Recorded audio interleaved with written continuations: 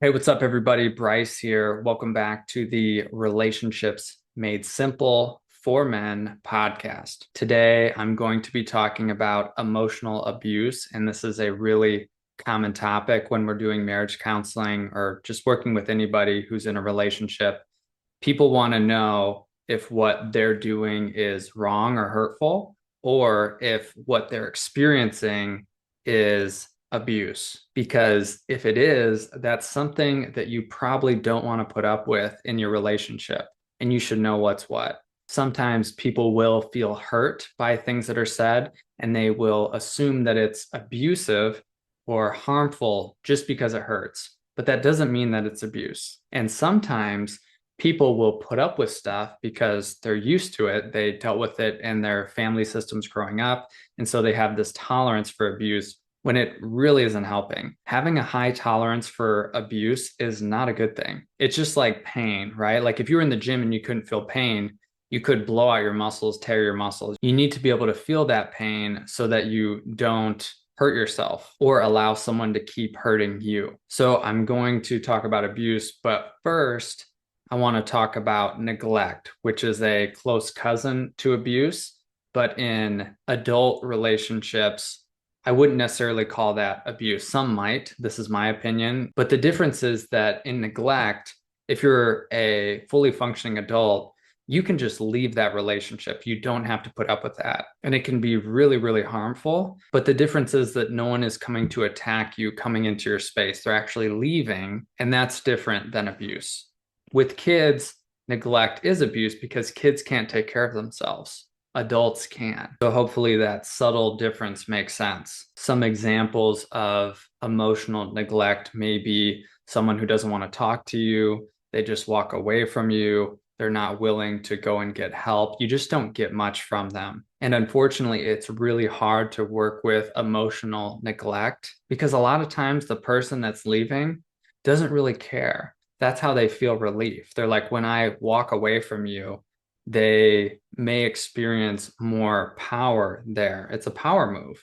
The person who has more power in the relationship is the one who cares less. And if the person leaving isn't experiencing much pain, maybe they do feel it, but they don't allow themselves to, or they think that you're going to stick around no matter what they do, then they might not be feeling as much pain as you. And often in those cases, what people in emotionally neglectful relationships have to do is to leave, or at least hold the boundary that if this keeps happening, I'm going to leave. Unless we get help or you get help, I'm going to leave. And sometimes that shifts the balance and creates some leverage so that the person that's leaving and walking away and ignoring you or disregarding your feelings actually starts to feel some pain. Like I could lose this relationship. And men and women both do this. I find that men are more likely to be emotionally neglectful. We're just used to bottling those emotions up and compartmentalizing them. So for some reason, I think it's easier for men, but it doesn't mean that women couldn't do it too, or both of you could do it. Whenever I hear about someone experiencing their partner or both of them experiencing the relationship as just like roommates, that's a sign to me that there is emotional neglect, probably on both sides. It's just a very passive relationship. Even if you don't have conflict, it can still be neglectful, right? You're just not connecting with each other, sharing more, getting vulnerable with each other, and you're not supporting each other. You might be supporting each other physically in what you do, which some people are okay with that for a period of time. If you're raising kids, sometimes people do this for years.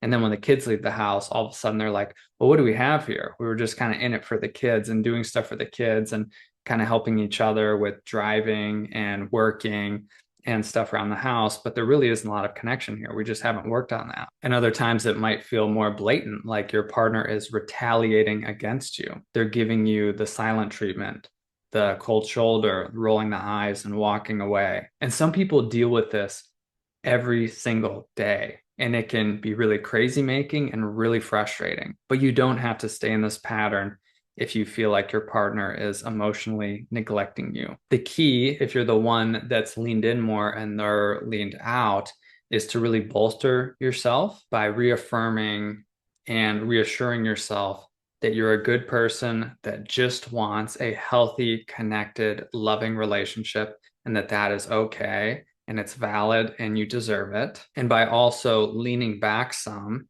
to come to your center and doing what you need to do for you and stop depending so much on them to show up if they have a pattern of not doing it. And some people can get really scared of this because they're like, if I lean back, then they might even go further away from me and the relationship will just end. Like I'm the thing that's keeping this afloat.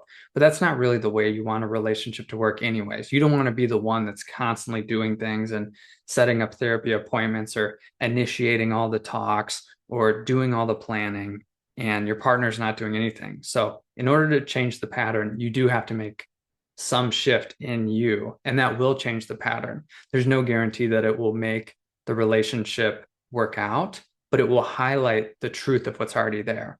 Sometimes when people that are leaned in too much lean back, their partner feels more of the distance and they naturally want to lean more into the relationship. They don't want to lose the relationship. And sometimes, yeah, it just highlights the reality that they're not really in it. Either way, if you're experiencing emotional neglect in your relationship, it's important to come back to you first because you're too much over there. It's kind of a version of a codependent pattern, right? You lean in, they kind of give you a little bit sometimes, just enough for you to keep going and you keep chasing and following. And they just get to stay comfortable over there in their safe, protected space where they can just give a little, whenever. Now, if you are a man who's being emotionally neglectful, you might not even know what that looks like in your own behavior. So one way to assess your emotional availability is just to look at how much time and energy you've put into learning about yourself and emotions and relationships. If it's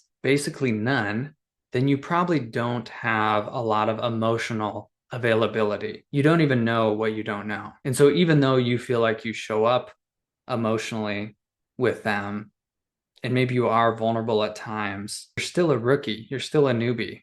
And that might not be enough for your partner, especially if they've been doing a lot of work and you haven't, it's going to feel imbalanced. Relationships are not just about love, although that's an important component. I think we naturally experience this for other people. Relationships take skill, they take education, they take practice. And if you haven't been doing that in any containers, any settings, odds are you're not very good at it. So my challenge to you would be to learn and practice.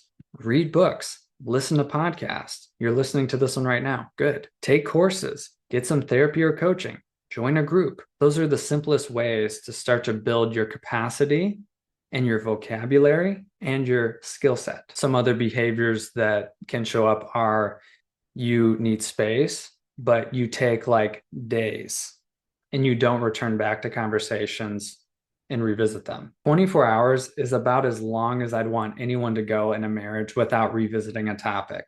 And even that's pushing it. Really, it should be a few hours, right? Like if you can't regulate yourself, and given you have the time, sometimes it'll take more hours if you're at work or traveling or something. But if you can't revisit the conversation within a few hours in some way, A, it really sends a message that you don't care that much about it or them, your partner. And B, it shows that you're not good at regulating your nervous system. You don't have the skills yet to work with your narrative and look at what you have to own and come back with a coherent idea as far as what's happening within you, because that is what needs to happen for repair to happen. You have to be able to come to your partner and say, here's what I think is going on with me. Here's why I think that's painful. Here's what I need. And I'm also open to hearing what you're thinking and what you need. And then the conversation can flow from there. It's also possible that you might just have a lifestyle that isn't set up for a lot of connections. Some guys work, they travel for work, they're out of town, they don't talk to their partners for days, they're physically not there. And although it might not seem like you have control of that because that's what your job is having you do, it can still feel really painful for your partner to just not have you there. And that can be a form of emotional neglect. You have to create space in your life to connect with your partner if you want a really fulfilling relationship. Again, some people don't. It's like a business relationship. I have a job and I get to go do that. And I like doing that. it makes me money, and I get to come home and play with the kids, have that experience, and maybe some connection with you at times. I feel good with that, at least for the time being. Some guys, I think, really decide that that's enough for them. And then I will hear from wives and partners that that's not enough for them. Or maybe they thought it was enough initially, but now it's not. And then you have a problem, right? You set up your life in a way where you're really not that available, and your wife wants more connection and FaceTime with you. And there's even been probably ruptures along the way that haven't been dealt with because you haven't had the time and space to deal with it. And that takes a lot of time and effort to do. And if your life's not set up to do that, it's like tough luck. I don't think that you can really reconnect if you've been disconnected for years and years with just an hour a week or something like that. It will probably take daily effort for months to kind of see what you're working with and what you have. And I think the point I'm trying to make is to not make people wrong who are emotionally neglectful. Some are doing it intentionally, and that needs to be acknowledged and seen. Sometimes it takes a third party to really see if there's intention there or not. But sometimes you might be doing it unintentionally. You were just conditioned to live your life in a certain way, and there isn't much emotional capacity there, much connection, and you're okay with that because that's what you watched your parents have and other people you know. And it might be really confusing that your partner's like, I want more. And you're like, what? We're doing the thing that everyone else does. And then you're seeming like you want more. You're high maintenance and you're making this into a problem. But it shouldn't be looked at as a problem. If you blame your partner for wanting more emotional connection with you, you're going to make it 10 times worse, guaranteed. You have to find a way to get into the emotional gym, do the reps, do the practices, include your partner in this. That is the way to heal emotional neglect if that's present in your relationship. Now, let's talk about emotional abuse. This is intentional abuse, and we'll just start at the most extreme versions.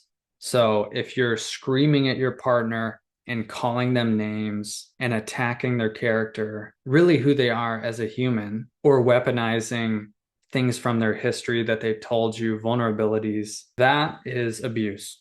There's no other way to cut it. And that should have no place in your relationship ever. No matter what your partner did or said, even if they said the same things to you, it does not give you the right to say those things back to them. An eye for an eye is not the way that you want to do relationship. Sometimes when we're working with couples, that's the first thing we have to deal with because it's hard to work on the higher levels of relating if there's so much emotional abuse happening. We have to cut that out completely. It's like an alcoholic drinking. They can't have any of it. And some people, which I find this kind of fascinating, actually feel connected to their partner when there is emotional abuse happening.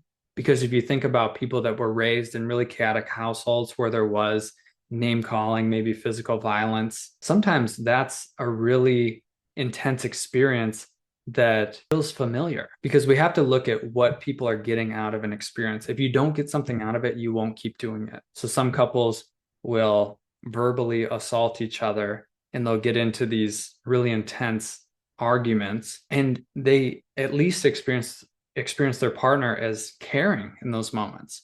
Like I can see you. I might not really like what I see, but at least I can see you and feel you. Some couples will get into patterns where they have these intense disagreements, and then they will reconnect and have makeup sex or something. And so their brain starts to understand that this is the pattern. Oh yeah, we like kind of bottle it up and then we both explode. And then afterwards we reconnect and it puts us at ease. And even though the cycle can be really exhausting, it's familiar, and we like familiar. Our brains like familiar. When we're changing patterns and we don't know what's going to happen on the other side, we can get a lot more anxious. Now, moving into the more subtle forms of emotional abuse, we have someone sharing criticisms or feelings, and it's not uncommon for us to take those personally and for them to hurt, especially if they're brought up in a moment where there's already activation in the air. And sometimes one partner will bring up multiple things in a row, and it can really feel like you're being criticized. And maybe you are being criticized. And maybe some days you'd be okay with that. And some days you've had a really rough day and you can handle none of it. It really depends on what state you're in. But I want you to think about the environment in which you're in. And the Gottmans have done some research on this, and they say that for every complaint you bring, there needs to be about 10 appreciations, 10 positive comments for every one negative comment. And don't quote me on that. I'm pretty sure that's accurate, but you can go do your own research. It's something like that. And that makes sense in my world working with couples. Unfortunately, it can't be 50-50 and feel good. We are highly sensitive beings.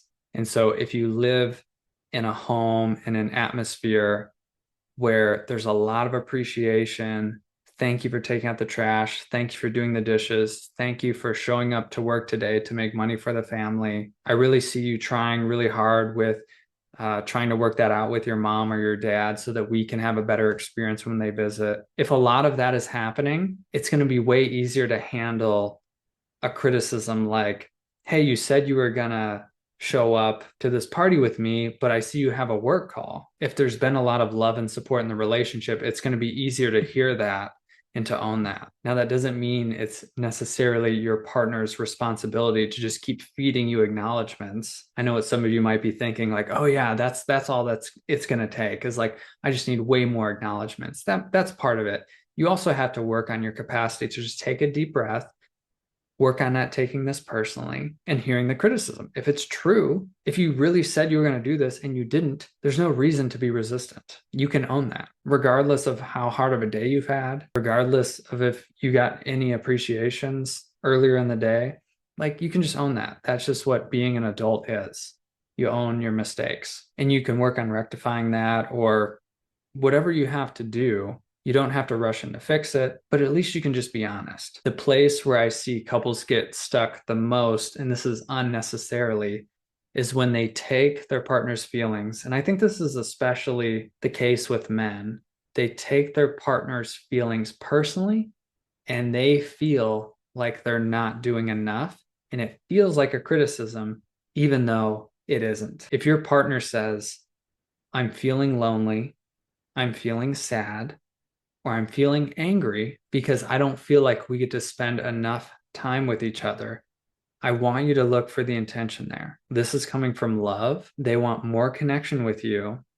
And yes, they're going to have all those feelings attached to it, but you do not have to take this as a criticism. I know it could be framed that way, but it's not the most helpful way to frame it. If you're hearing this from your partner, like, I want more connection, it's your job to be a detective and find out exactly what that means. So this could look like literally getting out a piece of paper and a pen and saying, okay, honey, I really want to understand this experience that you're having. So let me write down what you're saying. And so it's completely clear to me what you're requesting. And then I can get really honest about what I'm willing to do. And we can go from there. I've actually had guys do this with their partners, and it's always gone well. I'm not saying it's always going to go well, but think about putting yourself in their shoes. Like, if you have something you want from your partner and they were to sit down with a pen and paper and get super curious about you and what you're wanting, and to just feel their openness to hear you,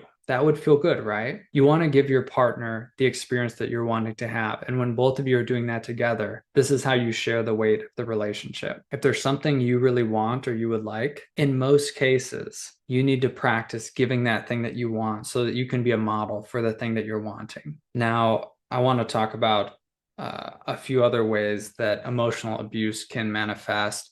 And there's a really popular term right now called gaslighting. And if you don't know what that is, it's a way in which you can try to make your partner second guess the things that they're remembering, or the feelings that they're having, or the needs that they have. It's a way to try to make your partner feel crazy. And it's a very manipulative tactic that some people don't even realize they're doing. So take the example of your partner is feeling frustrated about something that you're doing or not doing. And you go on this long monologue about how they shouldn't feel that way because other people wouldn't feel that way. You wouldn't feel that way. Here's all the reasons why it's irrational, illogical, stupid, high maintenance, too needy, whatever it is. And you just crush them with your creative logic. Although this might make a lot of sense to you, because you have to make sense of it in your brain, right, to say it, this can be really, really hurtful on the other side. And over time, as your partner begins, if they really take this on and they begin to second guess themselves, they can start to feel crazy and they can get more and more emotional and more activated because they aren't being seen, they're being blamed, and they are being manipulated. And hopefully this wakes you up if this is something you do. And you should know that most people do some form of this in some way. A lot of times we are trying to change our partner's opinion of us or a situation because it will be to our benefit, especially when we're really activated or anxious. But the more that you can understand that this is something you do, the more you can catch it and check in with your partner and do it less. Because even if you can convince your partner that they're wrong about a subjective matter and experience that they're having, I don't think that that should be a good thing. Being a good debater or salesperson might be good in work settings, but I don't think it really pans out that well in relationships, because in relationships where you have an egalitarian relationship that's intimate and loving and connected, you want equality. So trying to win arguments actually works against that. And the final thing I'll say about emotional abuse is that it can be tricky to spot. A lot of times there are ways that it's showing up on both sides. And sometimes there's a sequence like they said, so I said, and then you roll into the next disagreement weeks or months later, and then that gets brought up and it just gets compounded and layered. So it's helpful to have a professional look at your situation objectively and to help you suss out what's yours, what's theirs, and to develop new patterns of relating. Because sometimes it's the case that there's one partner that is actually more of the instigator and the other partner is just reacting to their partner. And so the work isn't always going to look the same, right? Like if this person kept prodding and pushing, there could be less reactivity on the other side. It doesn't mean that you both don't have your own work to do, but the sequencing can be important to understand. You really want to understand your patterns as a couple. Jenny and I do a lot of work trying to figure out, okay, what type of pattern are we in, right? We have a few that we do. Some we've completely gotten rid of, which is awesome. Some are still there and they change forms. And the quicker that we can see that we're kind of locked into this thing, the easier it is to relax and get out of it. It's kind of like a Chinese finger trap, right? Like you've seen those growing up where you put your fingers in, and if you try to like rip your fingers out, like you could dislocate your fingers, or at least you're going to get stuck, right? So you actually have to relax and slowly pull out of the pattern. Okay, well, I know that was a lot of information I just threw at you. I'm going to be posting a podcast once a week for the time being. I'm telling you this to hold myself accountable, to hold me to my word, and keep listening if you found this helpful. If you want to join a men's group, you can reach out to me. My email is bryce@brycebauer.com, or you can go to my website, brycebauer.com, to read all about the men's groups that I run and the in-person men's retreats that I offer in Utah. Okay, see you, everybody.